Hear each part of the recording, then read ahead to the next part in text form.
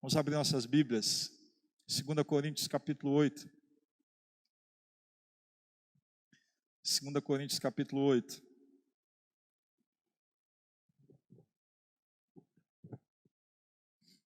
Versículo 10. 2 Coríntios capítulo 8, versículo 10. 2 Coríntios capítulo 8, versículo 10. Achou? Se achou, achei. Se não achou, misericórdia.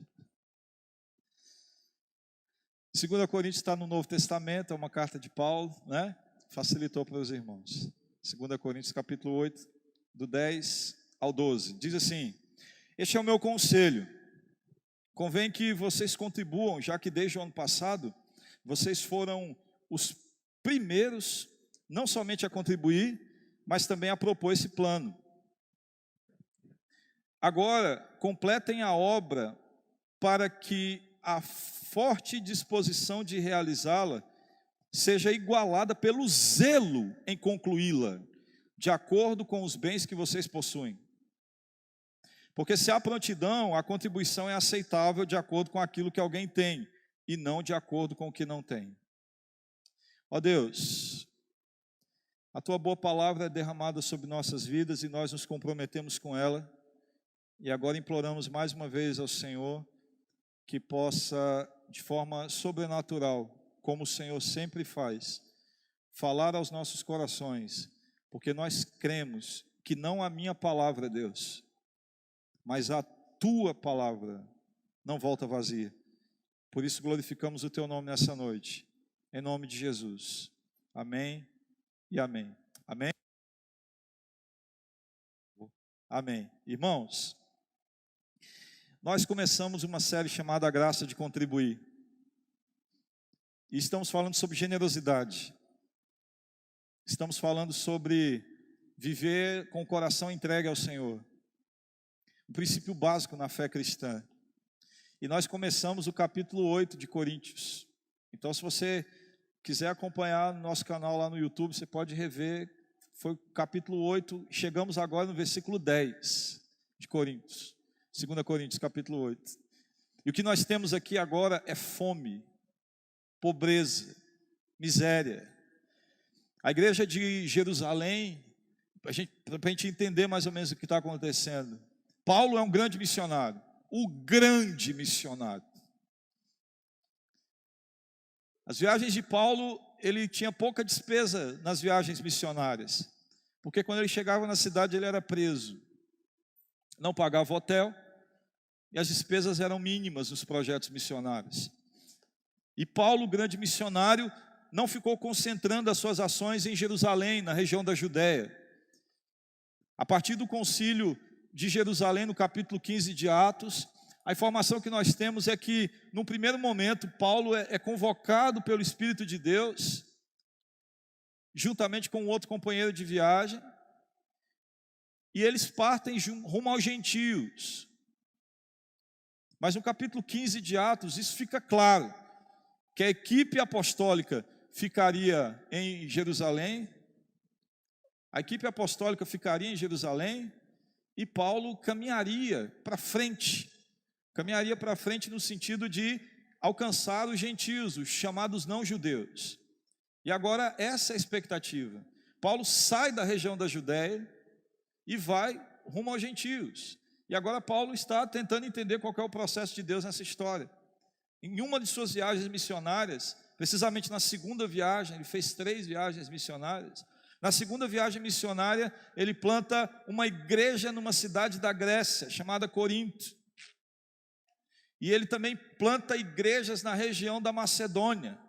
Então, se a gente pegar o mapa da Grécia, a Macedônia está aqui em cima, e embaixo nós temos a região da Acaia, que é onde fica Corinto. Então, Macedônia, Corinto.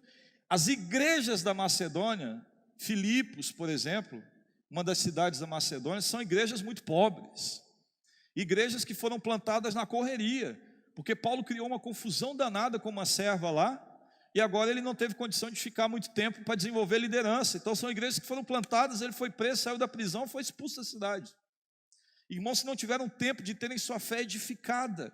E aí vem a primeira coisa que a gente tem que entender nessa noite. Se nós precisamos de tanto tempo de estudo da Bíblia, de muitos anos de curso, de tantos anos de crente, significa que nós temos pouquíssima ação do Espírito de Deus e da sua palavra em nós. Pastor, é porque eu não sei falar, é porque eu não sei orar, é porque eu não sei, é porque você não sabe o poder do Espírito de Deus na sua vida. E isso é de uma grande tristeza. É claro, irmãos, que nós temos questões de personalidade. E essas questões de personalidade devem ser tratadas com o tempo e com paciência com cada pessoa. E eu não quero diminuir sua timidez, sabe, seu nervosismo, seu medo de ficar na frente de um negócio desse aqui, que é horrível. Horrível, né? Não quero diminuir isso, mas eu quero dizer que a gente às vezes fica criando barreiras, como se o Espírito Santo precisasse delas.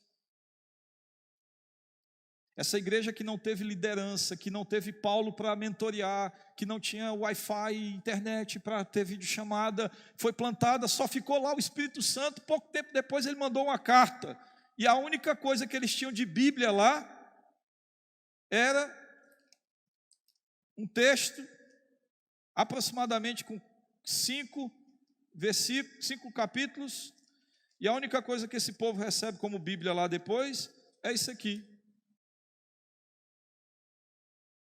Tá bom? E nós temos isso aqui. Eles não tinham comunidade judaica lá, na igreja de Filipos, porque Paulo prega na beira do riacho, então eles não tinham o Antigo Testamento. A única referência de Cristo que eles tinham era um texto de 4 capítulos, possivelmente era isso. E essa igreja ouviu falar que tinham outras igrejas espalhadas pelo mundo, e que fazia parte do propósito de Deus, o cuidado de Deus com essas outras igrejas. E esse pessoal falou, legal, agora deixa eu mudar aqui, deixa eu ver o da Atena. Não, eles falaram, não, então o que a gente pode fazer? O grande problema é que essa igreja de Filipos, as igrejas da região da Macedônia, eram as igrejas mais pobres que nós tínhamos. Igrejas que não tinham condição de manter estrutura, nada. E vale lembrar que eu estou falando de igreja aqui, não é um prédio. Eu estou falando de irmãos que se reuniam em casas. Eles não tinham um local grande de encontro, eles tinham casas. E esse pessoal ouviu o clamor de Paulo e ouviu falar que tinha uma igreja, eles são da Macedônia, que tinha uma igreja na região da Acaia, que aquele pessoal já tinha feito um compromisso no ano passado de ajudar a pobreza dos irmãos da Judéia. Eu quero que você entenda um negócio aqui. O judeu, ele entende que todo mundo que não é judeu é impuro. Então, o relacionamento com o judeu é um negócio muito complicado, é muito pior do que palmeirense e corintiano, mas muito pior do que lulista e bolsonarista. Irmãos, não pode encontrar um na frente do outro, o trem é feio, só que o sangue de Jesus os uniu, e agora criou um problema.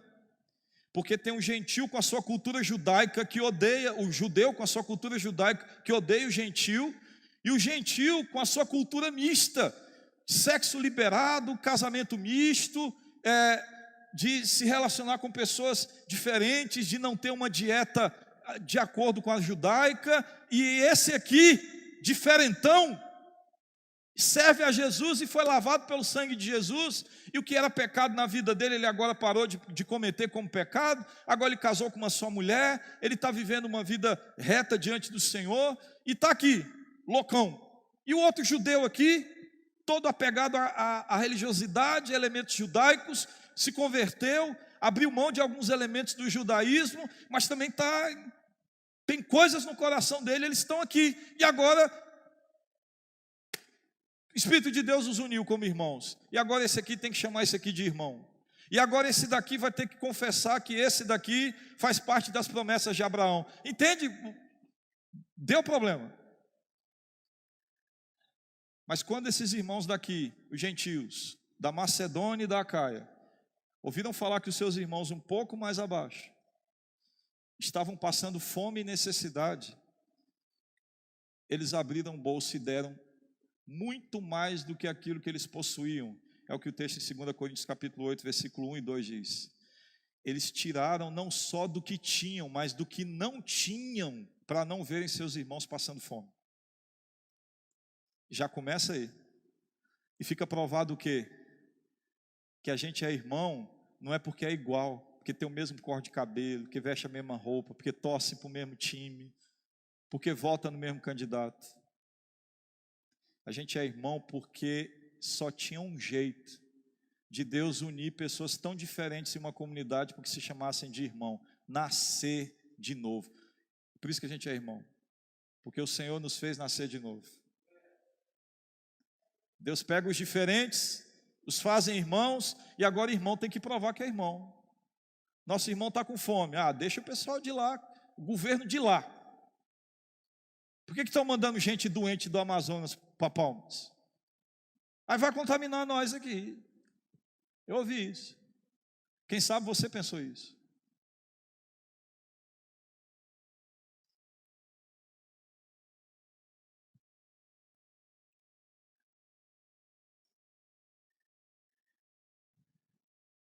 Por que a gente tem que abrir para os outros?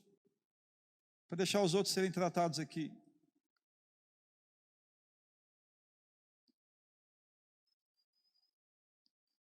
Alguém falou que na pandemia nós íamos ver a prova de que o ser humano tem muita humanidade. Sabe o que eu vi? Gente pulando a fila de vacina, países acumulando doses para não ter como outros países mais pobres comprar vacina, nenhuma prioridade com países africanos. Irmãos, a Zâmbia tem uma previsão de conseguir vacinar a sua população toda em 2040. Se uma vacina como essa tem uma imunidade de 5 meses aproximadamente, daqui para 2040 não vai ter mais Zâmbia.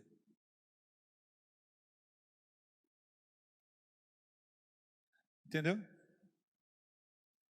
Porque quando chegar, por exemplo, a vez, a maioria dos que estão aqui para serem vacinados, estourou o prazo dos outros, que foram vacinados no início, e agora vão ter que ser vacinados de novo. E aí? Você está entendendo o problema de logística que o governo tem que administrar? Terrível.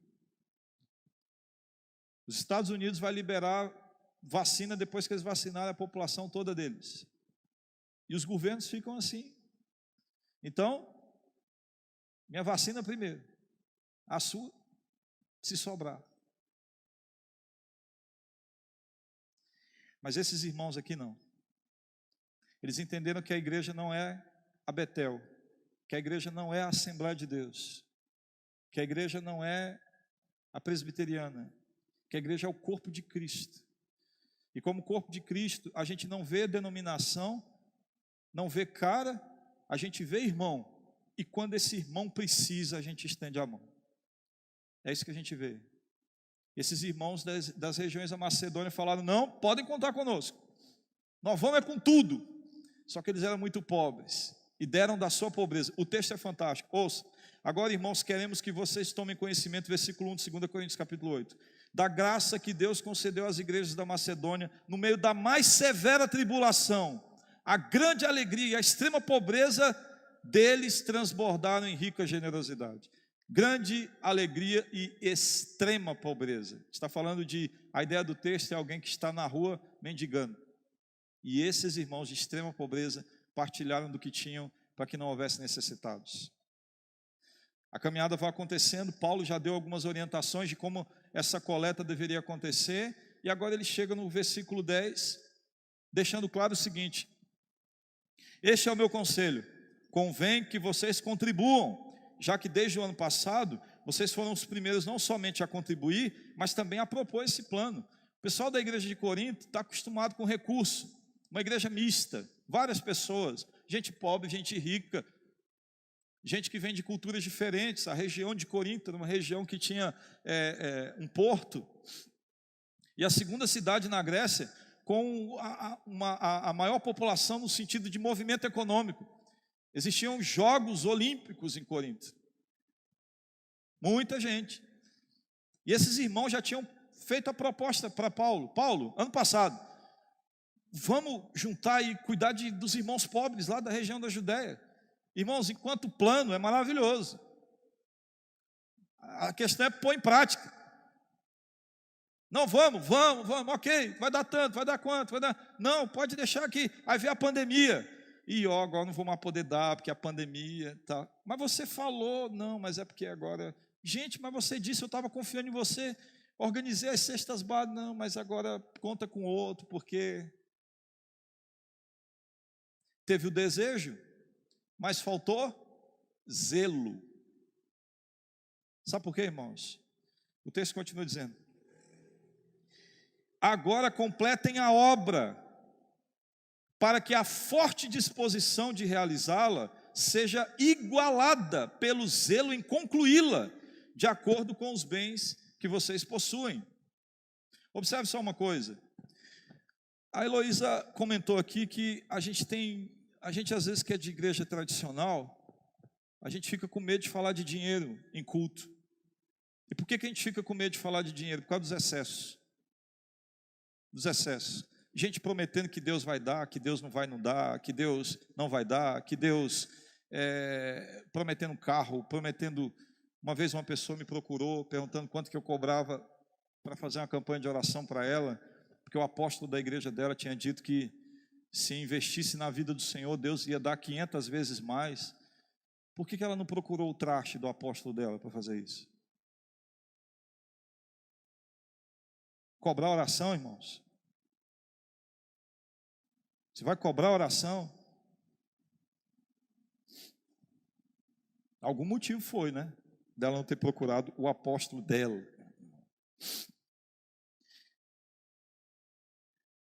Mas, e com isso, Satanás conseguiu fazer uma coisa muito interessante com relação à maneira como nós administramos os recursos. Pasme. O Novo Testamento fala muito mais de dinheiro do que de graça, Estou falando que o Novo Testamento fala muito mais de dinheiro do que da maneira como as pessoas serão salvas. Pasme. Especificamente o apóstolo Paulo, que é o grande defensor e a grande testemunha da graça de Deus, ele fala mais de dinheiro do que de graça. Primeiro ponto. Segundo ponto, a maneira como nós nos relacionamos com bens materiais falam e testemunham muito mais a respeito da nossa fé do que a maneira como a gente se relaciona com mecanismos de promoção de piedade. Você pode ser uma pessoa de vida de oração fantástica, você pode ser uma pessoa de vida de leitura bíblica assim, excepcional, você pode jejuar, orar, plantar bananeira no quarto, mas se não existe generosidade no seu e no meu coração, o texto de 1 Coríntios capítulo 5 vem dizer que uma das grandes provas de um falso irmão é a avareza. E a Bíblia dá um conselho, uma ordem, para que eu e você, observe o que eu estou dizendo. A Bíblia não coloca dificuldade para que nós venhamos nos relacionar com pecadores confessos. Levemos o evangelho para todos. Ok? O sujeito é pecador confesso. Olha, eu sou isso aqui mesmo, ok. Mas eu posso ser seu amigo, eu posso levar o evangelho para você, eu posso não concordar com o seu pecado, e a gente vai até Jesus operar na sua vida. Beleza. Mas a Bíblia abomina qualquer tipo de comunhão com gente que se diz irmão, mas disfarça o evangelho. Ela proíbe o contato, manda expulsar. O texto de 1 Coríntios capítulo 5 manda você nem comer na casa de falso irmão. Entende o problema? E uma das grandes evidências de um falso irmão é a avareza. Então é por isso que a gente também está falando sobre dinheiro. Porque não pode conciliar um sujeito, uma pessoa, uma mulher, um homem, que se diz crente em Jesus Cristo, e que o dinheiro é seu, o carro é seu, a comida é sua, os bens são seus, a roupa é sua. Não, queridão. Tudo nos foi colocado nas mãos como mordomia, no sentido de administração. Pertence ao Senhor e precisa ser direcionado para o bem daqueles que o Senhor nos permite alcançar. E agora Paulo está aqui com esse pessoal. E ele está dizendo, olha, vocês tiveram prontidão. Vamos cuidar? Vamos. Vamos fazer o sopão? Vamos. Fazer as cestas básicas? Irmãos, do mês passado para cá, do finalzinho do mês passado para cá, até agora, nós conseguimos distribuir, pela misericórdia de Deus, 15 cestas básicas. 15. Aleluia, irmãos. Amém. Aleluia. Significa que 15 pessoas necessitadas, inclusive pessoas que a gente estava passando na rua. Uma dessas pessoas que recebeu cesta básica, uma senhora de um pouco mais de 60 anos, que estava revirando um tambor de lixo desses grandes, atrás de comida. E eu tinha acabado de pegar essas cestas básicas, estavam no carro, quando a gente passou na rua, Deus faz essas coisas. E se não tivesse a cesta básica no carro? Aí, varão, se vira. Você viu, vai deixar catar o lixo, voltar para casa com fome?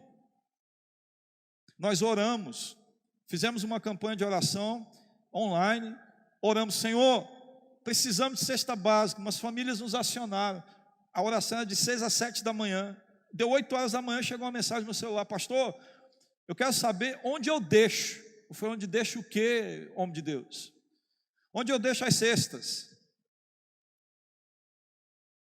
Porque eu estou com 8 aqui no meu carro, e eu quero saber se eu quero que deixe na igreja ou na casa de um irmão. Irmãos, olha o jeito que Deus faz as coisas, é assim que Deus faz, mas Ele vai tocar no seu e no meu coração. Então a disposição, a prontidão de contribuir, versículo 12, portanto, porque se há prontidão a contribuir, é aceitável, versículo 11, melhor dizendo, agora completem a obra, para que a forte disposição de realizá-la seja igualada pelo zelo em concluí-la. Eu quero fazer. Aquele povo, ele precisava entender o seguinte, pessoal, o que Paulo está dizendo para eles é, eu falei de vocês para o pessoal da Macedônia. Eles pegaram o exemplo de vocês e agora estão ofertando até do que não tem. Então eu quero dizer um negócio para vocês. Vocês inventaram esse negócio. O plano foi de vocês. Agora aquilo que era forte disposição em realizar, precisa ser zelo. Zelo para manter. Palavra. Você falou que ia, vai. Você falou que ia dar, dê. Oferte. Nós estamos contando com sua oferta para dar conta das cestas básicas. Pastor, e Deus vai me abençoar de volta? Isso aí já é um problema seu com Ele. Não tem nada a ver com isso. Se Ele quiser, Ele abençoa. Se não quiser, não abençoa. Mas o fato é que precisa haver não só a disposição no começo, mas o zelo para concluir. Nós começamos uma obra aqui, irmãos. Eu tenho orado a Deus dizendo o seguinte, Senhor, se não for para termos um espaço onde isso aqui sirva para essa comunidade, pessoas possam ser abençoadas, transformadas, tenhamos um espaço de ensinamento da Tua palavra aqui dentro. Então, acaba com isso. Mas eu creio no Teu poder.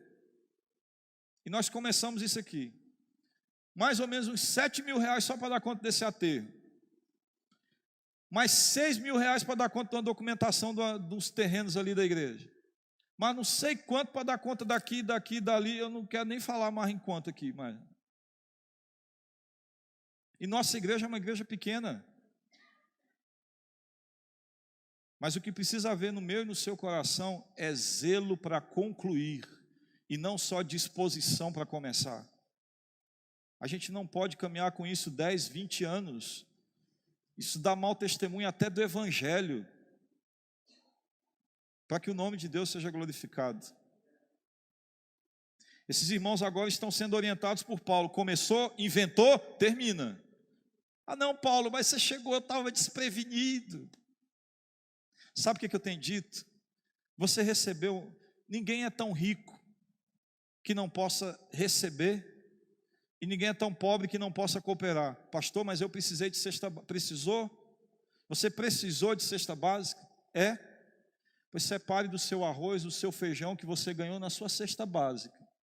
E separe para outra pessoa também não ficar sem. Porque a questão da generosidade não está ligada à pobreza. Porque da pobreza eu posso ser generoso.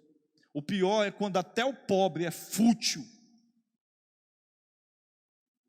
Eu já entreguei cesta básica e cuidei de famílias que tinham Sky,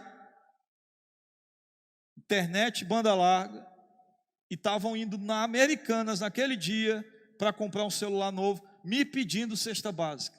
Eu não estou dizendo que ninguém possa passar por um aperto não, irmãos. Isso é normal, da vida. Eu estou dizendo é da pessoa não ter o que comer e ser fútil para manter um padrão de vida totalmente fora da realidade. E o Paulo está dizendo para esse pessoal aqui, ó, inventaram no movimento do Espírito de Deus. Então revejam suas contas, revejam suas despesas, revejam suas aplicações, revejam suas amizades.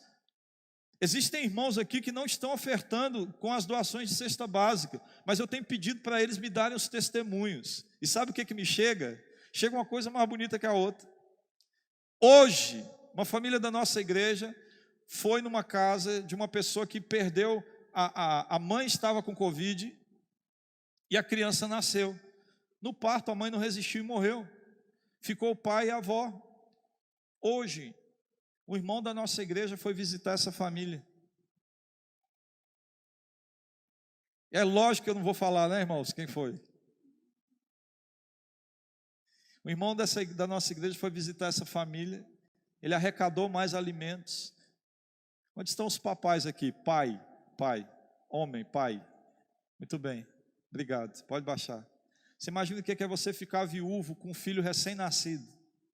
E só você e a criança. Foram lá, deram acolhimento, deram oração, deram cuidado, deram alimento, está lá.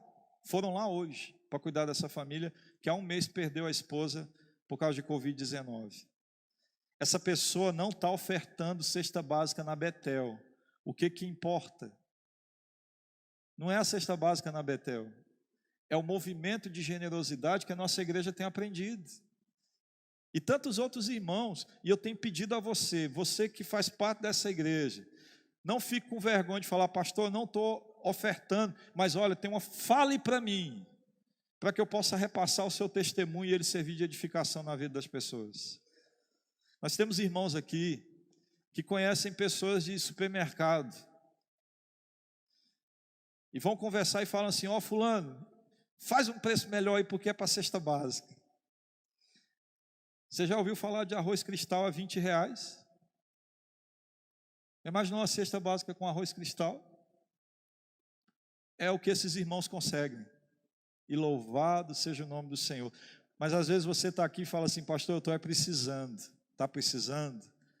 Nos procure, porque nós temos nos esforçado para não deixar que hajam necessitados entre nós. Essa semana nossa igreja também levou cesta básica para Paraíso. Não tem igreja com porta fechada não, irmãos. Essa igreja nunca esteve fechada. Espaço de templo a gente fecha, até para dormir, né? Mas a igreja não fecha não, glória a Deus por isso. Porque se há prontidão, a contribuição é aceitável.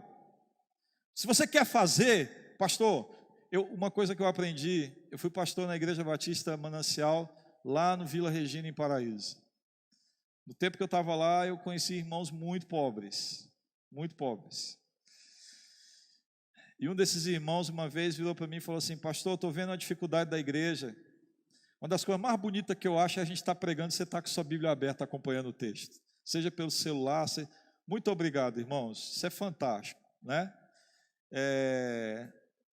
Aí esse irmão falou: pastor, eu estou vendo a necessidade da igreja, a gente sempre está fazendo galinhada, essas coisas, e não tem panela. Falei: não tem panela, a gente pega emprestado. Pois eu vou dar essas panelas. Eu falei: não vai não. Eu vou dar 3 panelas para ele. Eu falei: não vai, porque o irmão vai passar necessidade, e a gente não está aqui para isso. Esse irmão virou para mim e falou assim: pastor, com todo o respeito que eu tenho ao senhor, eu peço ao senhor que não me impeça de fazer aquilo que Deus colocou no meu coração para fazer. Aí quebrou minhas pernas. Irmãos, eu recebi aquela oferta daquele irmão e fiquei ligado se ele ia pagar, se não ia precisar de ajuda. Ele pagou 3 panelas grandes, com as tampas e as colheres, né? E a nossa igreja conseguiu fazer as galinhadas com muita tranquilidade. Ele tinha uma prontidão em fazer. E ele fez, entenda a diferença. Esse irmão, ele não fez a partir da proporcionalidade dos seus recursos. Ele fez um sacrifício. Ninguém tinha pedido isso para ele. Mas ele entendeu que ele podia fazer. O que o texto está dizendo aqui para a gente é o seguinte, capítulo 8, versículo 12. Porque se há prontidão, a contribuição é aceitável. Não contribua forçado. Precisa haver um toque de Deus no seu coração. Um toque de Deus no seu coração. Mas ao mesmo tempo, não verifique o seu coração. Porque um elemento que marca a falta de prontidão, a falta de participação, não é a pobreza, é a falta de generosidade. Querido, e se você é um cristão e não é generoso, você tem que voltar para a fábrica e fazer esse conserto. Porque não combina. Não existe cristão avarento. Avarento, que se diz crente, é falso irmão, está com o caminho certo para o inferno. Ser generoso é básico de que eu e você temos o Espírito de Deus em nós. Teste um negócio na sua... Aí, quando a gente fala assim, vamos fazer um almoço, o que vem na sua cabeça já de cara? Vou dar salada? Só com alface?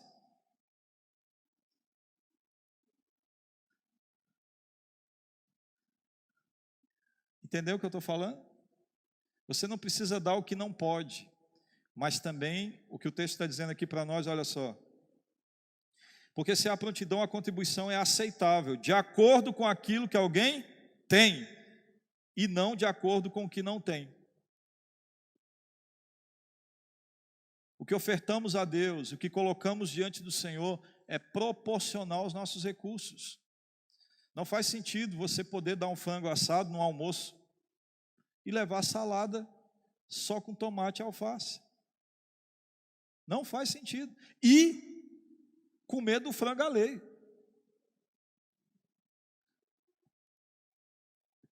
Ninguém nunca viu isso, né? Em almoço de igreja. Ó o pecado, irmãos. Quase falaram nomes, né? Pastor, eu me lembro do dia que foi, num dos aniversários da nossa igreja, os irmãos da diretoria da igreja, falaram assim: pastor, vamos fazer um churrasco. E eu preocupei, porque um churrasco, na época a previsão era para dar umas 120 pessoas, um churrasco para 120 pessoas é caro. Eu falei: gente, a gente já vai vamos fazer um frango, um estrogonofe, né? Mais barato, uma farofa de ovo. Esses irmãos da diretoria da igreja falaram assim: pastor, o senhor pode confiar que quem tem condição de dar essa carne vai dar um pouquinho a mais, e quem não tem pode vir que a gente vai bancar para quem não tem. Eu falei: amém. Irmãos, falei isso. Irmãos, vai ter churrasco, se você puder dar, dá, se você não puder dar, não dê. Eu lhe prometo, irmãos estavam aqui, tem irmãos aqui que podem atestar isso para a gente. Nós recebemos doações para esse churrasco, de todo tipo de carne que você imaginar, até peixe rolou aqui. E não rolou assim, escondido. Ei, come esse pedacinho aqui enquanto o povo está lá no... Não! Rolou para todo mundo comer. Entendeu? Quando foi sair, pareciam os discípulos contando os pães de Jesus depois da multiplicação dos pães. Cada um com um cesto. Eu não sei dizer quantos quilos de carne sobraram. Olha lá, obrigado. Nós alimentamos praticamente 100 pessoas com churrasco. As pessoas saíram daqui com carne assada, levando em prato mesmo. E sobraram ainda 6 quilos de carne que não foram assadas.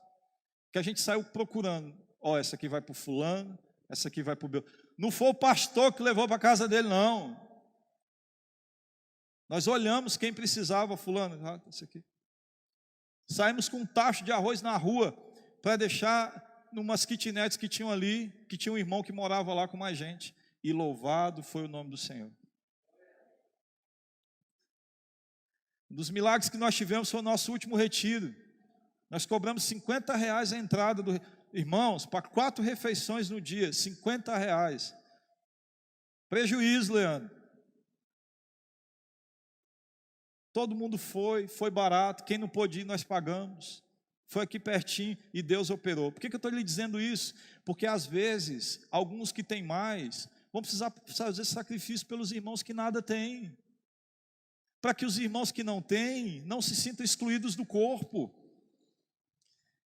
Porque hoje não tem, amanhã é você e eu que não temos. E a vida é assim. Paulo vem dizer, olha, vai ofertar, oferte com proporcionalidade.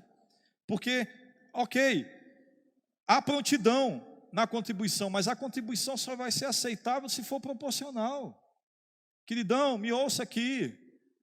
É culto a maneira como nós nos relacionamos com o dinheiro, na vida, e principalmente na relação com Deus, é culto. Por isso, em nome de Jesus, não fique com medo. Ai, nossa, vai faltar, meu Deus, eu não sei o que. Para com isso. Faça uma oração, revisa seu coração. Reveja sua experiência de conversão. E diga para o Senhor, Senhor, isso aqui no meu coração é falta de generosidade. Dê nome. Dê nome. E entenda que existe uma profunda relação entre ser um crente fiel e a maneira como eu me relaciono com o dinheiro. Deus não quer seu dinheiro, nem essa igreja quer seu dinheiro. Mas eu e você precisamos entender que ou eu verifico meu coração em generosidade e participo da obra de Deus para que não hajam necessitados, com proporcionalidade, fazendo com que a minha prontidão em participar daquelas ofertas, daquelas doações, se transforme em zelo, para que, dando sangue na canela, eu possa cumprir o que foi combinado, porque existem pessoas que não têm nem o que eu tenho, e veremos com toda certeza a misericórdia de Deus alcançando pessoas. E pode até ser que nisso Deus permita que nos falte um pouco, para que o pouco que nos falta, venha faltar, seja muito na vida de alguém que tem muito menos que nós. A graça de contribuir fala sobre generosidade cristã. Eu e você podemos fazer mais e muito mais por esse mundo perdido. E a obra de Deus, acredite ou não, começa na minha e na sua vida, ó, no bolso. No bolso. Vamos romper com essa obra. Vamos romper com o sustento de tudo isso aqui. Veremos a glória de Deus no serviço e no cuidado de pessoas. E clamaremos para que não haja entre nós necessitados. Amém, irmãos? Contribua com proporcionalidade. Não tenha medo. Não tenha medo. Peça a Deus misericórdia. E peça a Deus que fale ao seu coração, para que até mesmo aquilo que venhamos a perder, a faltar, façamos de todo o coração. Esse irmão que eu falei no começo, ele não deu com proporcionalidade. Ele deu da pobreza. Capítulo 8, versículo 1 e 2. Pode ser que Deus também exija isso de você em algum momento. Me lembro de uma vez que eu estava com minha esposa num restaurante, a gente tinha conseguido guardar um pouquinho de dinheiro, e falou, vamos comer um espetinho, restaurante assim, né? Lugar simples. Falei, vamos. Contei as moedas. Dava um simples e um completo com água da casa. Eu tinha pedido, passou um rapaz na mesa, falou, meu irmão, você pode me ajudar, eu estou com fome. Olhei para a esposa, a gente combinou ali nos olhares alguma coisa, porque se eu dispenso aquele homem com um espetinho simples, eu ia chegar em casa e ia me virar com o que tinha em casa, mas ele só tinha aquilo. A gente pediu o simples, cancelou o completo, pegou o completo e deu para ele. Ele saiu. Nós agradecemos a Deus pela refeição, fomos comer. 10 minutos depois, chega um conhecido nosso e fala, oh, legal que vocês estão aqui, não sei o quê. Eu falei, opa, tudo bom? Vocês estão comendo o quê? Não, terminando esse espetinho aqui. Tal. Já pediram? Já. Deve estar chegando pronto daqui a pouco. Ah, tá. Ele foi lá, voltou, sentou com a gente. Eu posso ficar aqui? Ele falou, pode, fica à vontade. Quando sentou, chegaram 3 pratos. O dele e mais 2. Falou, o senhor está esperando alguém? Não, eu pedi para vocês. Não, mas não precisa se comer. Não, Deus tocou no meu coração. 10 minutos depois.